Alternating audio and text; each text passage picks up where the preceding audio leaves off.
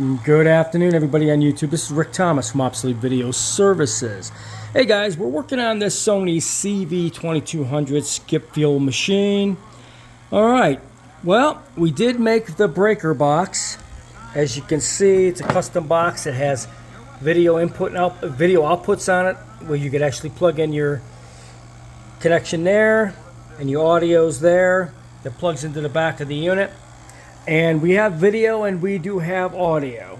Alright, we do have a very stable picture signal wise, but there's going to have to be some adjustments made to this. I'm just going to have to figure it out. I think it's a tension problem that's going to have to be made to adjust the picture. These do not have tracking. These units do not have tracking on them, guys. These decks do not have a tracking control. So I'm going to have to set this up so it's the alignment's correct. So we're going to have to mess with it a little bit. But like I said, these things were all that great. They didn't produce the best picture either. But we'll do what we can just to get this playback better than it is. There's a lot of noise in the picture, and it's generally because of the type of machine that it is. But anyways, it is playing. We do have picture. And it looks like maybe one of these alignments are off. I might have adjust some of the tension as well. But as you can see, it's not quite framing.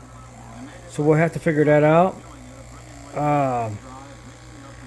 But overall, I think we'll get the picture. It's going to take some adjustments. But it's come a long way. We got the motor capacitors fixed. It does play video. The video scan sync is there, so that means the motor is running at the right RPM. We did make the connection, the 9-pin to the block, which I just made, which is a breaker box where you can plug your RCAs in. The one on the outer is your video. The two next to each other are your audios. That's your video. And plug into your TV monitor, time-based correction, wherever you're going with these decks. This deck does not produce the best video. There is no tracking control knob on these, which makes things very difficult. That's why I do not like skip field machines. If you're going to make any adjustments, you have to make adjustments on the guides if there's no good tracking on a tape. These machines were not set up the same way on each machine, so the tapes are not going to be perfect. So you'll have to do some adjustments. If you have tapes that don't quite look right, you'll have to make adjustments to try to get them a look. See how I'm just moving the guide just a little bit to get it to lock? Sometimes you have to mess with them. But anyways, it's come a long ways. We did get it to actually play video. The video is there. It is stable. Just the control track of the tension, I think, is what it is. And the playback of the picture has to be adjusted just a little bit somewhere so we can get it to lock in better. So I got to find out what's causing that. I think it's the upper top of the tape. It's the guide is not pushing it tight enough against the drum, and we're starting to get that little noisy signal, which makes a lot of sense if that's the case. So we're going to try to fix that and make some adjustments, but we're pretty close to having this machine done for this customer.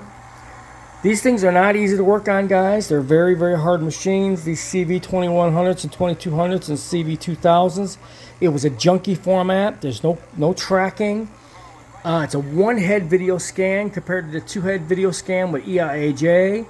They came out with EIAJ because it was higher quality than these damn things. These things were very poor video. So, anyways, we're getting there. And it's come a long ways. So now we got it planned. There is video.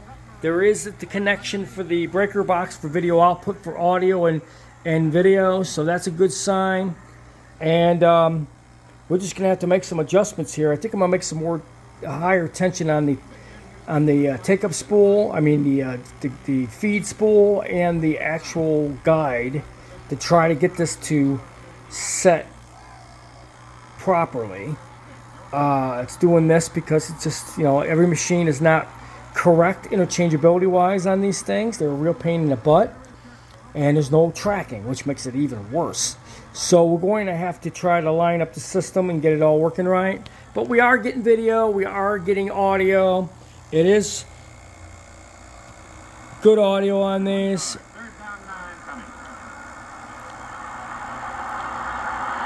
So that's good.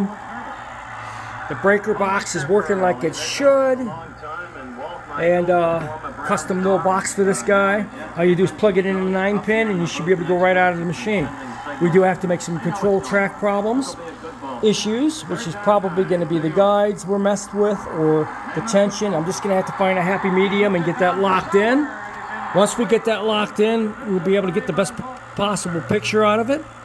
And I think this guy will be happy with what he gets once I'm done with this. This is one of the hardest machines to work on due to the fact it was a very crappy format. But anyways, these are CV2200s. You can see we're getting a good video signal out of the tape, so it's not the tape itself. It's going to be the alignments on this thing. We're going to have to figure that out. But I hope you enjoyed this video.